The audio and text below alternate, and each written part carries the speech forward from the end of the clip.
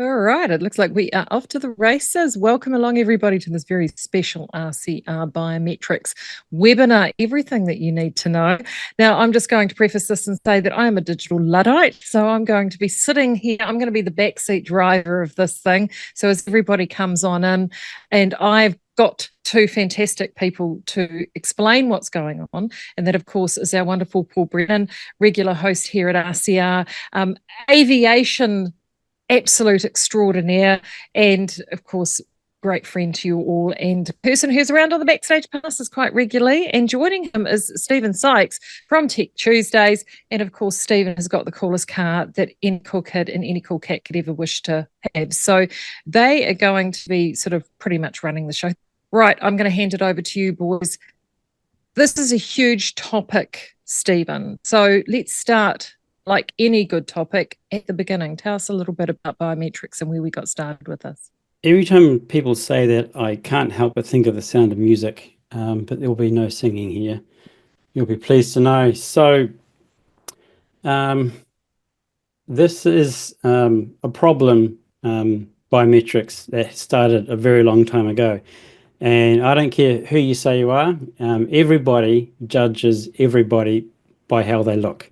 If they look like they're as dumb as a post, sharper than a tack, good looking, not good looking, we all do it, and that's just human nature. But so over a couple of thousand years ago, a gentleman by the name of Aristotle, you may have heard of him, declared that man was the only creature on the planet with a true face. Now, as far as he was concerned, the human face was a reflection of the soul that dwelled within, with all its depth and nuances. So he asserted with some confidence that men with large foreheads were lazy and those with fatty tear ducts were liars.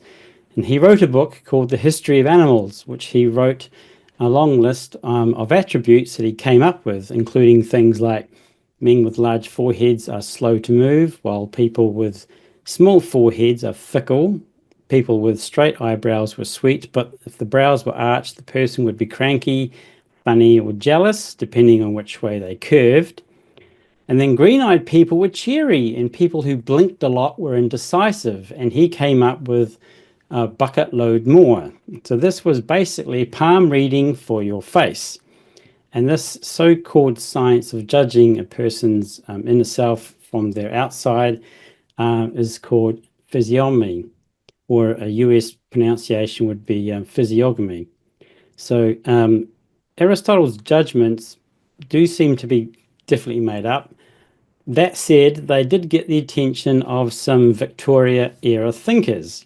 An English polymath named Francis Galton, who had the more famous older cousin Charles Darwin, wanted to make a scientific contribution like his cousin, and he took Charles's ideas about how populations evolved to human beings and to search for evidence that spiritual and mental traits could be inherited along with the physical ones, and to assess whether talent and character were passed down in families. He looked at pedigrees of what he thought were eminent individuals, listing their relations and accomplishments.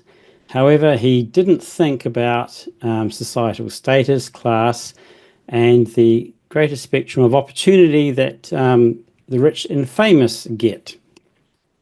He also went a little bit further and superimposed photographs on top of each other of various criminals, rapists, murderers, and fraudsters, and he was hoping to find some common shared traits in criminals, because he felt that criminals and intelligent people were born, not made. Then he took things to a darker level. So, like farmers trying to breed the hardiest of plants and the best animals, he encouraged the marriage of the best men and women to improve the quality of the human race overall. He coined the term eugenics from the Greek word eugenes, meaning good at birth.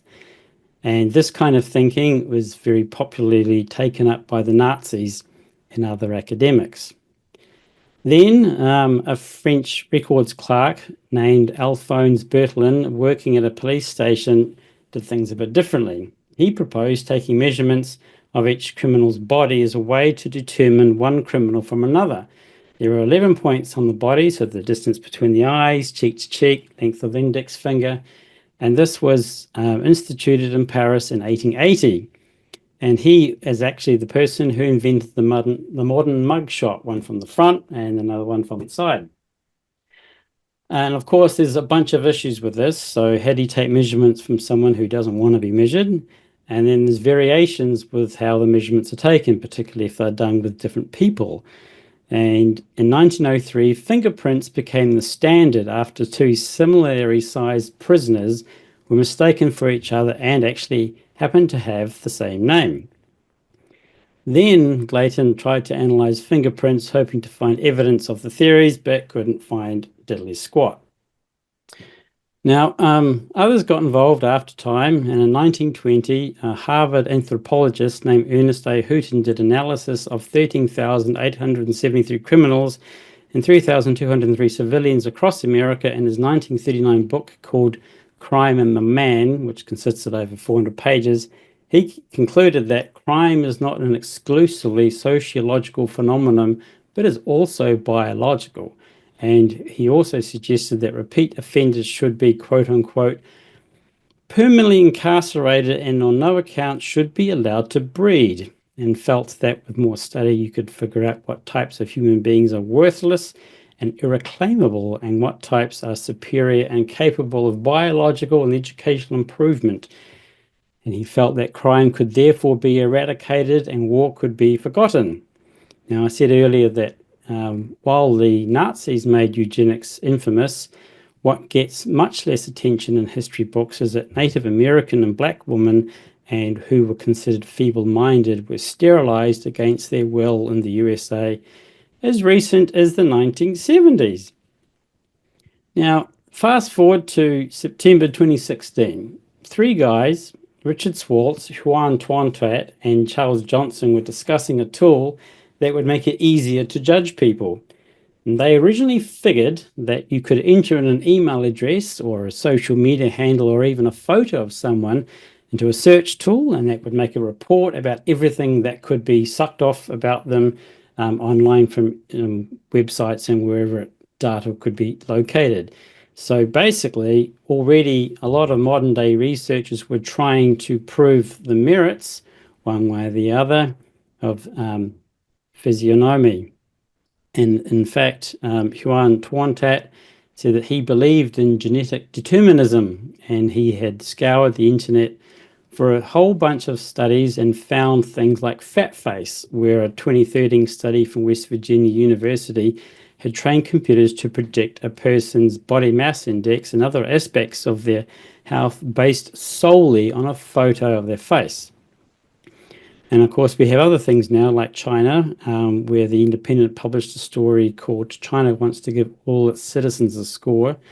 And of course, their rating can affect every aspect of their lives. Now, biometrics and everything about biometrics can be a ridiculously powerful tool. In 1963, when Martin Luther King gave his famous I Have a Dream speech, the FBI agents wiretapped his home and office, bugged his hotel rooms, and eventually recorded evidence of his extramarital affairs. And they figured that they would silence him with blackmail. And they sent a tape to him and his wife, along with an anonymous letter, and they were trying to shame him into committing suicide. So given that the FBI way back then used the best tools they had available to them, what kind of society do you think we'd have now if they had something more powerful than that? You think of the things that we look back upon now that were really objectionable. You know, would young men have been able to dodge the draft going to the Vietnam War? Would they have been tracked down with real-time cameras, being conscripted? Or if you were protesting about the war at all, would you be tracked down? Or would you, in fear of being tracked, not protest? And of course, there are other things like same-sex marriages that were stigmatized as well. So would it be too dangerous to even go into certain bars for fear of a facial recognition app giving you up, basically? So anonymity provides a very powerful protection tool for those who don't conform to the status quo, which I think is pretty much all of us. So the availability of a perfect surveillance system back in the 1960s could have preempted meaningful social change and absolutely would have squashed free speech. Right, one does get a dry throat quite quickly. So the three gentlemen I talked about earlier on created a company called Clearview AI. They originally had it called Smart Checker, but after it got a tarnished reputation, they did a name change. And by the end of 2018, Clearview had collected 1 billion faces from the internet, which means they could identify a significant number of people on the planet. And there was no technical reason that any other Silicon Valley company couldn't build their own version. It was more that they were afraid to because of the consequences around doing that. Stephen, can I just ask you, what was the purpose that they were collecting those faces? Was it to train the AI, or was it to train the AI? Yes, and one of the ways they got that, and I'm glad you asked that question because I wanted to mention it, they were able to web scrape 2.1 or 2.2 million faces off a payment system called Venmo, venmo.com. It's a payment system, a bit like PayPal. And back then, in order to take faces, they had a little bit of software they wrote to periodically, every few seconds, go and check the web page, scrape off the names and the faces off it, and then shove it into their database. And the way they got this information is that, you know, when you go to some websites and you can either create a new account, log in with your Google account or your Facebook account, never, never, never, ever log in with a Google account or Facebook account. Always create a new separate account, because often when you do that, and in this case with Venmo, your profile information from Facebook gets transferred to the other site, which in this case included their name and photograph and other profile information, which then Venmo actually published publicly. You didn't have to log in to see this information. It was right there, and they just snatched it and took it. And then the system got even bigger and bigger and bigger, and certain people were actually given free access to it. One person was, what's that actor's name? Tom Cruise. Is this the famous Tom Cruise deep face? I was thinking of Dude, Where's My Car? Aston Kutcher. And he showed it off to a friend, and they just took a random picture of somebody walking by, and then instantaneously it would create a dossier, everything about that person. So basically killing anonymity. So this sort of creates what's called technical sweetness. And that's the feeling that scientists and engineers get when they solve an intellectual puzzle, and they don't consider societal fears because they're for someone else to figure out down the line. So when there's people working on something, on a problem year after year after year, maybe even decades, like automatic facial recognition, everyone in the chain assumes that someone else is going to figure it out after they've built it. So that's kind of about Clearview AI in a mega nutshell. If you read the book by Kashmir Hill, Your Face Belongs to Us, which is where I got a lot of this content I've just told you about, you can read the true life story of all the people who were in this system in this company creating it. And I read just today that Clearview are actually looking at down the barrel of a class action suit, which they possibly can't afford. So instead of paying people out, what they're looking at doing is making people shareholders instead. So, okay, I don't think that's really going to work.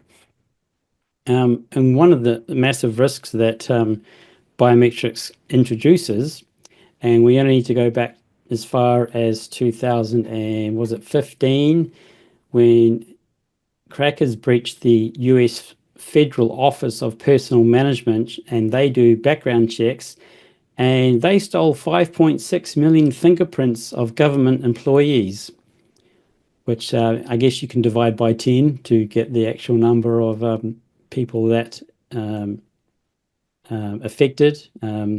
Stolen information also had sensitive data like social security numbers. There was 21.5 million of that, 19.7 million individuals who applied for a background investigation, and another 1.8 million non-applicants, etc. And it was believed that this was actually a Chinese Ministry State of Security sponsored attack. Right, so I think we've kind of done the bit about Clearview. If you want to read more, that book I said is a really good read. It's definitely a page turner. So I think that's time now to look at what's happening with the Privacy Commissioner. So wait on. I think there's something that we need to jump in here with. Yep. And great history, by the way, Stephen. First of all, the fascination with eugenics that some people have, I just don't get. No. It's like an obsession. You know, what's the point? I mean, finding out about how do we even have evolution? That's even up in the air now. How that works is interesting, but this sort of maniacal focus on it, I think, is not a good thing. The other thing is, I've always liked to ask basic questions. Is any of this necessary? Is it? I mean, we've got by perfectly well with the forms of ID and proof that you are who you are for many decades. Millions, billions of people have traveled and done things on that without any problem. So what is the argument for embracing now this technology, apart from the, I think, rather deceptive sort of happy talk of it's so convenient? What do we actually need it for? I mean, what are we trying to stop? Who are we trying to protect? Yeah, what's the problem we're trying to solve with this? Exactly. And just because, and I think you mentioned it, I tried to write it down, but the pen didn't work too well because it doesn't get much use. The ball's frozen up a bit. But something about the sweet spot for scientists, when they make a discovery. Sweetness. Yeah, okay. It kind of feels like that's happened here, because just because we can do it with technology doesn't mean we should do it. Exactly, because so we're going to ask that basic question: is any of this actually necessary, unless you're trying to build that digital cage for later on to entrap you? And some people call it a beast system. It's got a whole lot of descriptions, but that makes sense. Yeah, we need it for that. But what else is this needed for? I think that's a basic question that everyone has to ask when they think about this. This is just one angle to answer your question, and it's answered in 3 words: health and safety. The other one is cybersecurity. Sorry, how does that work? We know his face, so he won't get crushed by the machine at work. Is that how that? That can work in the scenario whereby if it's perceived like one things I want to go through that's in the 197 pages that I've worth of PDFs that I've read. One aspect, for example, that is covered in the code is that if you use a system that detects whether or not, say you're a truck driver or something like that. Oh, yeah, the old, I've been smoking a bit of dope out on the road thing. No, right? Not that. It's just, are you awake? Are you paying attention? Are you nodding off? Well, how big is the problem? Well, how many trucks are going off the road every day? If someone can sell a product, and convince someone to buy it, then they'll do it. If everyone said no, we're not doing this, then it wouldn't fly. Okay. And another problem we have is that maybe I'll start screen sharing and we can start going through some of the stuff, because some of the things that are in this code don't actually apply at all to consumer devices. So as you're getting set up with that, Stephen, so what he's talking about is the Privacy Commissioner has popped up a new draft Biometric Processing and Privacy Code. It's a classic case of a government department slipping something out, hoping that nobody notices, and written in very tra-la-la, fiddle-dee-dee. Paul and I should go skipping down the paddock together, holding hands. Isn't it, Paul? Very much. Oh, they got our best interests at heart, clearly. Yes, you and I have felt very, very firm amounts of sarcasm. It's only the most consequential thing relating to data that's ever happened in the history of the universe that we know it. That's all. Yes. So it's very much like the GE technology bill and such. It's another just a delightful piece of legislation that's been popped out, or a code that's been popped out for feedback. So we have actually, or if you may have said it before the comments were turned off, but there is, remember to email your feedback, biometrics@privacy.org.nz, biometrics@privacy.org.nz. We will also have a link to that if you catch us in the show notes later on. So Stephen has done the hard yards for us and trawled his way through this report to actually give us a bit of an overview of what it is our dear leaders in the Privacy Commission are hoping to protect us from. So away you go, Stephen. Depending on how you view things, this paperwork either solves insomnia or gives you a brain hemorrhage. I think I'm probably closer to the second one. So the Office of the Privacy Commissioner started this in 2021 and did get feedback from, I think, up to 250 submissions. Most of those actually included private individuals. They want feedback for this, what appears to be the final stretch of this, by this Friday. They say by this Friday, so I don't know if that means 11:59 p.m. on Thursday or 5 o'clock Friday. I don't know. It's not clear about what that says. And this code has a legal effect on businesses, agencies, and organizations. So it's not a best practice thing. It's not a gentleman's agreement. It's something that is going to become law later this year. They haven't specified a date for that, but they do say it's going to be middle of the year. And when it's gazetted, it will become legally effective 28 days after that. Now I've got too many buttons on my 4K screen. Okay, so there's a few definitions I thought would go through. We won't go through all of them because you'll just fall asleep. You probably really will, but one or two might be handy. So you got biometric characteristics, which is the physical feature or quality of any part of the body. So your face, iris, fingerprints, voice, anything that can be measured, and it is typically performs or responds to a task with any part of the body that's involuntary. So that's the way you move, your gait, which is the measure of your walk, and even your heartbeat. So you would have seen in the previous slide that it doesn't cover consumer grade devices. So this doesn't cover the spying that your fitness tracker or whatever you call them, what that does. The same thing that your phone does. I see that, I think it was, March last month, Apple have specified a whole bunch of health stuff they're now getting into, including spending $500 billion across 12 states to knock up some extra data centers. So that should be fun for them to collect all of that. So biometric information. So biometric samples are records of a person's characteristics. So your facial images, keystroke logging, and voice recording. So keystroke logging, we'll get into an example that they mentioned to do with proportionality with banks, because someone recently asked about that, and we've had a few people on Tech Tuesday ask about the ANZ. So they've got an example in this paperwork which we'll go through, but not in a big way because it's long. So you can see biometric features as a numerical or algorithmic representation of the data. So, or should I say of your features. So it's a digital representation of your bioorganics pretty much. And templates is just when is the storing of that information.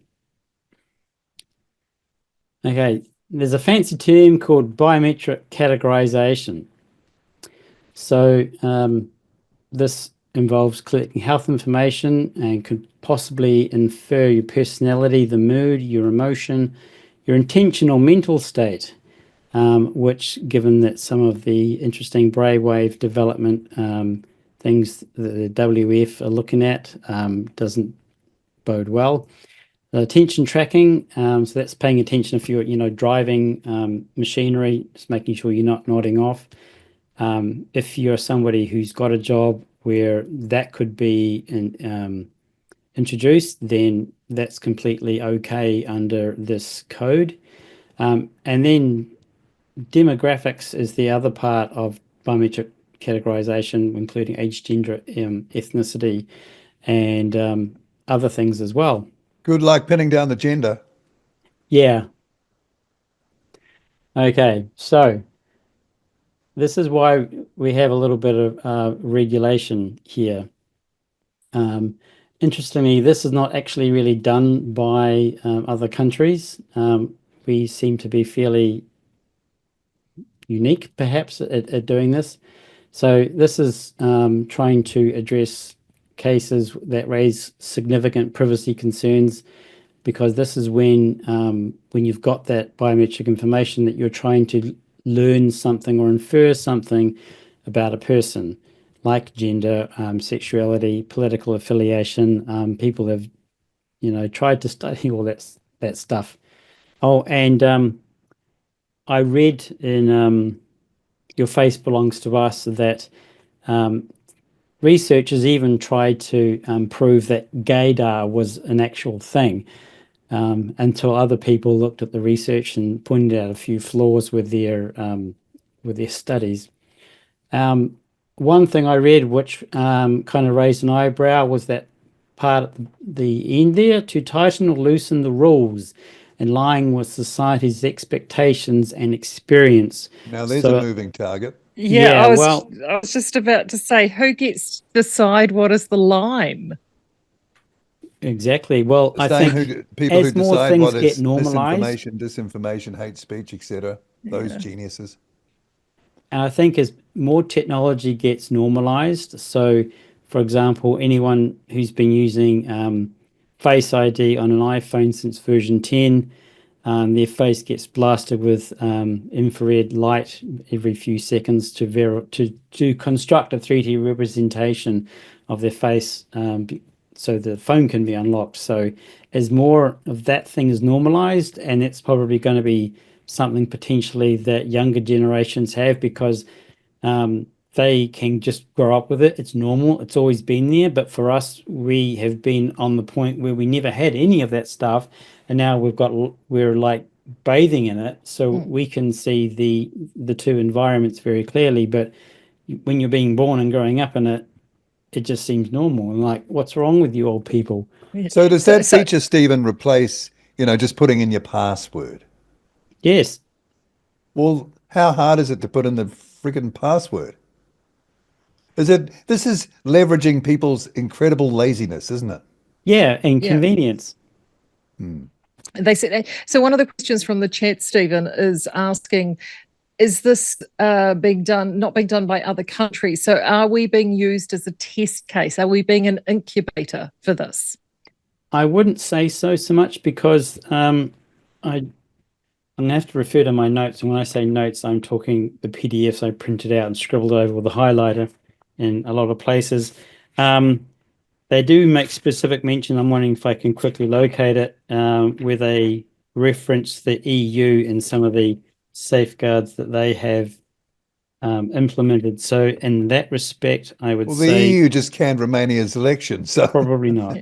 Probably can't rely on them either, right? So this is probably a good case of, everybody else is looking at doing it, so we need to be part of the club, so we need to do it too. So it's a solution. It's a problem trying to find a solution, trying to find a problem.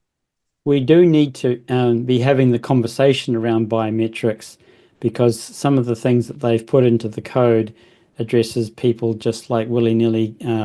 If people go, oh, let's introduce biometrics into the workplace, it seems like a good idea because everyone else is doing it. It's not as simple as that, and we'll get to that right about now. So proportionality, this is a big fancy word to mean cost-benefit analysis, basically. When you need to take into account, the privacy risk involved when you're introducing biometrics, weighing up against the perceived benefits to the organization, public and all the individuals subject to the processing. So privacy risk is what they call reasonable. And if you read this stuff, the word reasonable comes up a lot. Reasonable likelihood that the privacy of individuals may be infringed, which is a broad term to mean take away or erode your privacy, which is in contrast with privacy safeguards, which cover things like who, what, where, why, and things like that. And I have a bit of the PDF I want to share shortly, but before we do that, as part of proportionality, if you're pursuing what you consider to be a public good or clear advantage to individuals, are considered stronger justifications for intrusion into privacy rights rather than just a business convenience. They say that you have to take into account Maree cultural impacts and effects, such as profiling, discrimination, and additional surveillance. Things with the proportionality, you need to be doing a trial of 6 months, and you need to be detailing very much what you intend, what problem you're trying to solve. And this can't be, a whimsical sentence that says, "Oh, make the place safer," or whatever. There must be a full, proper documentation created for that. And you must maintain copies of this documentation, because one of the things the code affords you is that you can ask to see the proportionality statement of whoever has introduced biometrics. So if your employer is going to be doing this, then you're now aware that you can ask to see all the documentation, because the code says you must provide it when you are asked for it. Right. So another question on that ties into this proportionality from the chat from Paul is, how does this take into consideration the New Zealand Bill of Rights? I can't remember if I read that in here, because one of the troubles you find with reading PDFs, you find that there's links to other documents, and a lot of the answers are. Is there a right to anonymity? Is there a fundamental right to anonymity if you want to be that way? One of the things that need to be considered as part of your proportionality is that if you wish to opt out of biometrics, then there needs to be that option. So, like, for example, this happened to me the other week. I phoned up the bank, and I hardly ever have to do that, but they asked me if I wanted to do the voice print, and I said no thanks. And they said, okay, well, I got one of them. How about doing a PIN? I said, okay, well, I can do that. So in this case, doing a PIN number is an alternative to doing the convenience of having the voice print with biometrics. So I'm going to put... So can I throw up just a quick scenario here? Yeah. So in the workplace, let's say, okay, big company, quite a few staff. This whole place is wired up. It has your biometric information because you had to, part of getting the job, you had to exchange whatever they wanted. Let's say facial recognition is there, gait recognition is another one. So you can have AI tracking you in the workplace all the time, every second you're there. It knows where you're going, knows your location every time. It can build up some kind of verifiable pattern of your behavior at work, which could be interpreted in any way you wanted to interpret it ultimately. So that's what could end up happening in a workplace, could it? I'm glad you brought that example up, because in one of the examples, if I can find it. Sally's just saying office affairs could become a thing of the past. It sounds like it could become a very dull office place, Sally. Yes, indeed. Well, imagine being so conscious of that knowing that the slightest, well, not even slip, but any information could be gathered and presented in a particular way, that if you're offside with anyone who counts, you're gone. Yeah. And more than that too, they would actually be able to take that information and basis of productivity and say, well, you're not actually completing enough hours. You're spending too much time on your toilet breaks, and you know, there's far too much chit chat in the tea room. You can't be human. You can't be human. The example they give, I haven't found it, but I've pretty much remembered it anyway. They give the example of a building site, and as part of the proportionality, again, you need to provide the alternative way of ensuring that people don't go to different parts they're not supposed to. So if you have a building site, you've got the general access, but then you might have an internal access where you might have certain heavy machinery. And if you're using facial recognition to track that the right kind of people are in there, rather than people swapping swipe cards, then they do highlight that there is the potential risk for the issues you just said to be taken advantage of. Why is so and so not at work today? They're not doing all the work they should be. They're not putting in the hours, things like that, where that kind of thing can be used against you, particularly around gate work and things like that. So in the example they give, there's probably a very slim likelihood, because you also have to create risk matrix tables, and if you've ever done those, they're really, really not fun, where things have to be given a weighting. And so the chances that you could use that sort of thing in an office would be a violation of what the code would allow you to do, because you're not allowed to infer things about people based upon the categorizations that exist. Okay. Oh, well, that won't happen then, will it? Well, yeah, we'll see. Oh, that could be a good one. Page 95. Let's look at this. Prohibited grounds of discrimination. How about that? That looks like a good thing to talk about. Okay, so here's some of the things you're not allowed to discriminate against at all. So I'll read these out in case some people can't read them on whatever they're looking at this on. So it's sex, and whether it includes pregnancy and childbirth, marital status, religious or ethical belief, color, race, ethnicity, nationality or citizenship, disability, which includes the physical disability or impairment, political opinion, employment status, family status, sexual orientation, etc. Now, there's a thing here about how this doesn't apply to health agencies. Now, that sort of depends on what it is, because if you are having physiotherapy or something and they're using some biometrics to see how the way you walk in order to determine whether or not you're healing or whatever like that, then that would kind of be an exception to that sort of thing.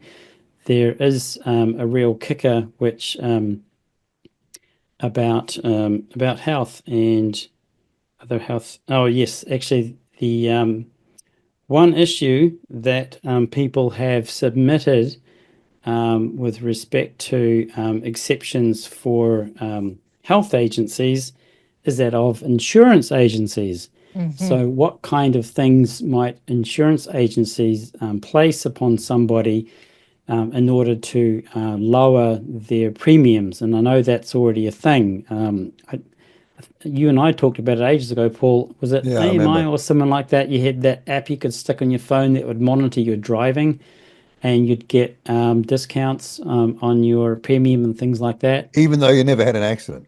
Even though you never had an accident. And things like your smartwatches, if you give that data to your insurance company, they might go, oh, okay, you've been doing 20,000 steps a day. Good job. We'll reduce your premiums there as well. So this sort of, Stephen, is very much it's as Paul and I alluded to before, it's written in a very almost lazy manner. It's sort of almost placating to the people, as if to say, oh, don't worry about it. It's going to be okay. We're just doing this. It will be fine. Is this really another one of these slippery slopes that we've all seen before, where you're actually doing something, people believe they're doing something because it's good and it's kind and it's safe, when in effect, once these things are in place, it has the ability to actually expand to so much more? Feature creep is certainly an issue that was highlighted in the documents, because feature creep can happen so easily. Like if you collect biometric information for a particular purpose, you must only use it for that purpose and not go, okay, well, we've got this information already for this, we'll now use it for that as well. It says that you can't do that. Doesn't mean to say people won't do that. And I think the biggest problem I have, and this is mentioned in one of the documents where they do the who, what, why, when, how, etc., is whenever you use any technology, it doesn't have to be digital computer-based technology, but any technology of any form at all, you are by extension trusting the people who built it in the first place. Now, I've seen nothing in this document that talks anything about auditing of the code, the software that's in the background that does this stuff.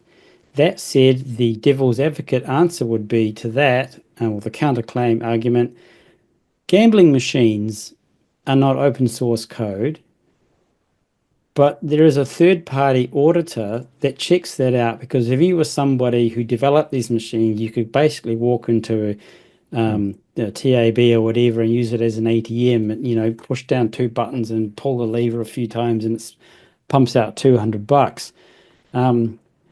So that is ultimately what you're doing, because at the moment we're doing an absolutely crap job of protecting existing data as it is. Every time Paul and I talk about a data breach here and data breach there and everywhere a data breach, you imagine what happens when biometric data is breached.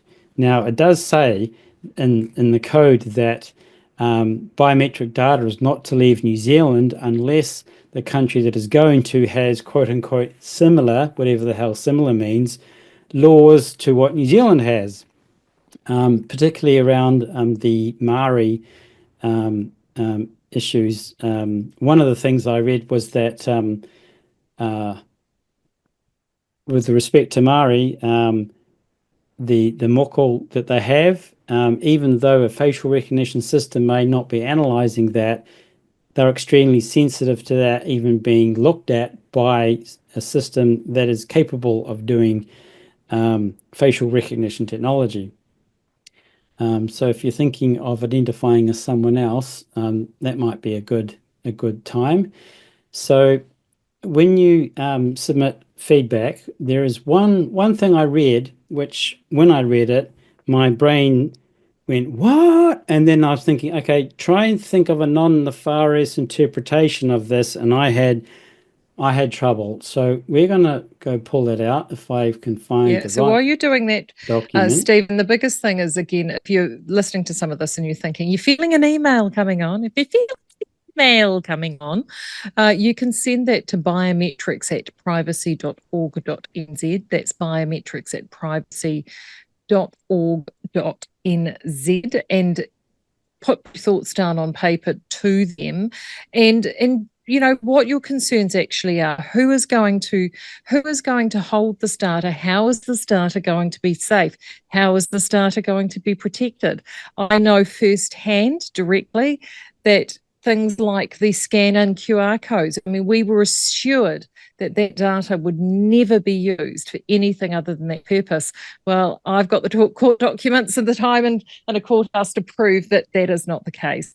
If the government or somebody in authority deems, and particularly on the basis of privacy, as little as an anonymous tip, they will actually breach that privacy. And I think you need to really make sure, if you're not happy about that, you need to let them know. So biometrics@privacy.org.nz if you're feeling like you need to let your concerns be heard. The code does specifically I got a question for you, Stephen. I got a question. Sorry? I got a question for you, a couple of questions, because I see one comment in the chat sort of, I was thinking along the same lines. Are there other countries doing exactly what we're doing now in the timing? And unless you've done a deep dive into others, but do we know just off the top of our heads whether this is part of a multi-country approach, kind of coordinated, or is this just New Zealand playing catch up? Second, when it comes to and we talked about this on a Tech Tuesday, a breach of data. Once this data is out, there is no recovery, is there? That's it. No. What are you going to do? Melt your fingerprints off? You're going to, laser treatment your iris or something, or learn how to walk in a different way, or I mean, it's one leak and it's over for you, isn't it? In terms of your identity and it being traded and you having any control, any anonymity that you might choose to have, it's gone, isn't it? So to answer your questions in order, no and yes. No, sorry, I don't know and yes. So I don't know how other countries are going about this, but yes, that's why I mentioned what happened in 2015. 5.6 million fingerprints are now floating around probably the dark web. And so, as you and I, Paul, talked about on the very second Tech Tuesday ever, I went hard on privacy, because you never know how information is going to be used in the future and in ways that you can't imagine. But I want to bring attention right now to the document you see in front of you. Now, I'll read out, this is Rule 10, I think it was. Oh, look at that, Rule 10, limits on use of information. Okay, 5, fair use limits of biometric categorization. An agency that holds biometric information may not use that information for biometric categorization that produces or attempts to produce a result that is a health information or personal information relating to the individual's personality, mood, emotion, intention, or mental state, or information to categorize the individual according to a demographic category that is prohibited ground of discrimination under Section 21(1) of the Human Rights Act 1993, other than the age of the individual. Okay. What made me spit out my tea was this one, number 7. It is not necessary for an agency to comply with Subrule 5 if, in the circumstances of the case, the agency believe on reasonable grounds, B, that the information is necessary to prevent or lessen a serious threat to public health or public safety. Ding. Boom, boom, boom, boom. Ding, ding, ding. Winner, winner, chicken dinner. Yeah. Bullseye. Yeah. Can you think of any public health things that have happened in the last little while? Nothing comes to mind. Or even public safety? No. Yeah, so under the guise of, what, all those but even if you take that out of the equation, Stephen, and you just look at the gatherings and some of the protests that we've had in recent times, there are street cameras everywhere now. So, with this biometric data and the rules like this, it then says, no, we can't collect this data. But boy, all of a sudden they can now collect that data if they believe that there's going to be law breaking at a protest. And, and they can have discernment over who they believe that they want to apply this to. So it's a super, super grey area.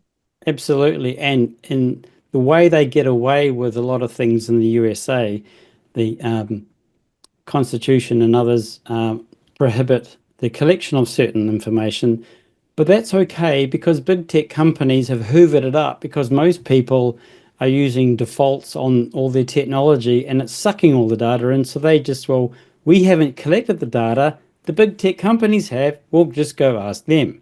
And they've completely circumvented the law. Yeah. Can I just go back to a point just before, in the last section, just before 6, it's talking about personal information relating to individuals' personality, mood, emotion, intention, or mental state. Oh, back here in 5? Yeah. Now, first of all, I'm wondering how you know all that through biometric information, because sitting down with a counselor is not biometrics. So how do you know someone's in a particular person that has a particular personality, mood, emotion, intention, or mental state? Well, unless machines can read that? Well, I have to feel for people who have bitchy resting face, when they're actually happy, but they have the bitchy resting face. No, but if somebody wanted to do me wrong, it happened we had that big inquiry into state care and church care. Mm. A form of this operated in GP consultation rooms for many years. I've got a problem kid, rebellious, having trouble there. The doctor, oh, well, there's obviously a mental problem here. Lake Alice. That happened a lot, all right? Based on nothing at Yep. all. How can you, because this is where kind of a bit of the rubber hits the road. I can say that there's some personality problem you have or emotional problem that you have, according to our readings, that might have you doing harm in public or something like that. I'm just wondering how that could be biometric information without you, being put in a CT or MRI scanner and having your brainwaves scanned. Information like that, you're supposed to provide consent for its collection. Oh yeah. And Yes, if you're but not, how many times is consent often implied? So, when you sign a contract to join something, your consent is pre-given to anything that you go to interact with. I'm thinking of things like banks and stuff like that. It's What if or I don't ask you for or it's consent? or it's a sticker on the front of the door that's tiny in the corner that no Yeah. one, that it's hidden in plain sight, if you know what I mean. yeah, like the Aurora stickers on the supermarkets that do the scanning when you walk in to see if you've been a naughty boy or not on previous visits. So as we said again, biometrics@privacy.org.nz is the email. Now they have to be in for Friday. So if you want to do this, you need to get your skates on. The other thing I want to bring up as well is on RCR 360 this week, Alistair and I are talking about digital manipulation. So this is a very, very timely conversation because that's talking very much around what we're seeing and consuming in the digital space and how that can be used to manipulate. So there's a huge crossover between the collection of this biometric data and how that data is scraped, used, and processed necessarily without our permission to be able to be used or really compile information on us that we've not given them permission to do. So that is huge. The other thing to remember as well is there is also information. We'll make sure we have a lot of show notes. This will go out on the app tomorrow. So there'll be show notes in there if you want to consult back and get links and bits and pieces. So there are things like Paul's done some stuff on biometrics and more in the RCR app, so you can go and check that out, have a look at some of those previous interviews. Also to have a look at that book that Stephen mentioned earlier, Your Face Belongs to Us by Kashmir Hill. So check that one out as well. That reckons you reckon it's a good place to start, Stephen. Is there anything there before we wrap up that one take home that you want people to take from all of this? If there was one simple thing that they did or one thing to consider if they're wanting to send an email, Stephen, that will help people that will just sum up this in a nutshell. Even if you haven't read the whole lot, and most people won't, whatever concerns you have, whether they've been addressed in this documentation or whether you believe the documentation at all anyway, write it down, email it, send it in, because the more people that raise concerns with them, then maybe they'll listen. Maybe if there are things around, like when I highlighted the public health and public safety, if that's not clear what they mean and what we think it means, ask for a clarification. Ask for that to be spelled out properly. Or is it intentionally obtuse and written that way for a reason? Yeah. So to ask more questions and I think very distinct questions, like as you brought up finally, in terms of how is this data going to be used? How are we going to is permission going to be sought for this data to be collected? Do we have an opt-out if we go anywhere where this data is collected? If we're in a workplace and the workplace is considering deploying biometrics, what are our rights as an employee in terms of the collection of that data? Are there any other questions to add to that list, Stephen? Now, that's a pretty good list. Some of the things you've asked are written in here in some of these documents, but it's a case of having to sit down and wade through it. because I found that I needed to read all the documents collectively rather than just separately in order to fit it all together. I don't know if we've got much time to quickly go over the behavioral biometrics that I mentioned earlier that we would for banks, because some people have asked about this. So this is something that they've put as a proportionality example. So this might help you understand why the banks are doing what they're doing around this. With the banking apps, they typically have a whole lot of permissions. I've turned them all off except for notifications, and it still works for me.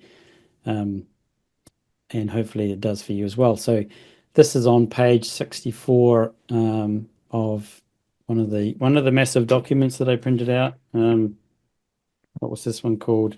Oh yes, the Biometric Privacy Code Draft Guide. So if you can read that there, that gives you an idea of the kind of thinking that banks need to go through when they introduce these kinds of technologies. There's the risk assessment. And of course, at the end of the day, they're trying to prevent fraud, which is why they're doing this. How much fraud is there? Well, I can't remember what the number was. When we talked about the amount of, there was like, was it $2,000 every minute in New Zealand regarding scams? No, but defrauded banks being defrauded. I suppose banks themselves, probably not so much, but I think it's just meant to prevent or try to prevent your money getting pinched by other people. So again, I mean, it's using actually the element of, in this case, financial safety or financial protection in order to push this through. And I get in those within the banking lobby are pretty powerful, that's for sure. Well, Stephen, this is a massive amount of information for everyone to digest. So as we said, Friday is D-Day when you need to get those emails in. And that email again is biometrics@privacy.org.nz. I want to thank you very much, Stephen, for your time and the huge amount of work that you've put into this. And remember, as I said, everyone, this replay will be going back up on the app, and a lot of these links will be in those show notes, so you can go back and refer and get those from there. And Paul, thank you very much. As you said, I think you summed it up brilliantly at the beginning. Paul, what is the purpose of all of this? Do we actually need it? And I think that's a question that we have to continually ask ourselves, isn't it? And that's why I'm quite grumpy about the compressed time frame of this. This is so consequential. It needs a national debate, probably over a year or two. Okay, it needs to be promoted, like the road toll needs to be promoted so people are aware, because they won't know what they're signing up for with the happy talk. And here we are, just a once over lightly, appearing to consult. No one knows about it. This could be the most defining restriction on everybody's lives ever. And we're not even really, well, we're here talking about it now, but we're talking about it out in the mainstream like it's nothing. It's everything. I think we said in the promo, end game right there. Yep, because that public health information. So I think we dodged a bullet. Actually, no, we didn't dodge a bullet. We dodged a shell, because had this legislation been around in place, 5 years ago with a certain individual in power, then I think that hypothetical situation of what would Mr. Hipkins have done with this kind of, well, how did they know? It's a plausible scenario. How do they know who the truckers in Canada were to debank them? How do they know that instantaneously? So that might not have been biometrics, but that's what happens. Well, you can do that with license plates.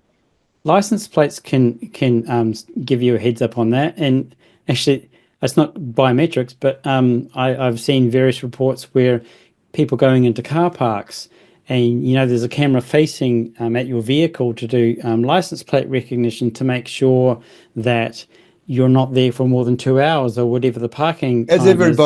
Everybody's sitting there using the car park for a whole day. Yeah, really? 1 or 2, maybe 3. But here's the kicker.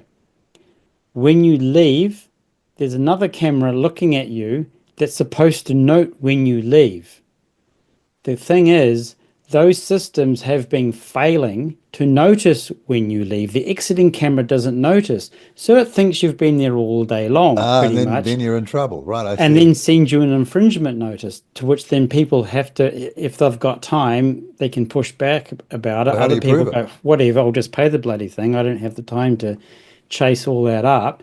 And then there's others that go, well, hang on, here's the footage from my home surveillance cameras. Look, I was at home. That vehicle was at home. So this is when technology completely goes. Hey, bye. Well, look, thank you very much for your time again this evening. You too. It's been greatly appreciated. Biometrics at privacy.org.nz. And as I said, RCR 360 this week on Thursday with Alistair at 8 p.m. is all about digital manipulation. So if this has got you hot under the collar, we'll have even more for you on Thursday. So thank you very, very, very much, everyone. And this will go up on the app tomorrow. So take a look out for that. And we will see you all again very, very soon. Thanks, Paul. Thanks, Stephen. You're welcome. Thank you, Stephen. Welcome. See you all.